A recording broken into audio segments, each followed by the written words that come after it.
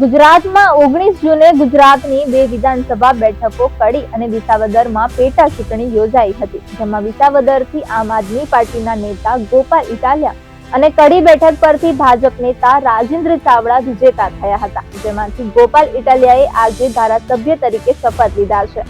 વિધાનસભાના અધ્યક્ષે ઇટાલિયાને ધારાસભ્ય પદના શપથ લેવડાવ્યા। ગોપાલ ઇટાલિયાએ સમર્થકોની ઉપસ્થિતિમાં શપથ લીધા હતા। વિધાનસભા અધ્યક્ષની ચેમ્બરમાં શપથ વિધિ યોજાઈ હતી।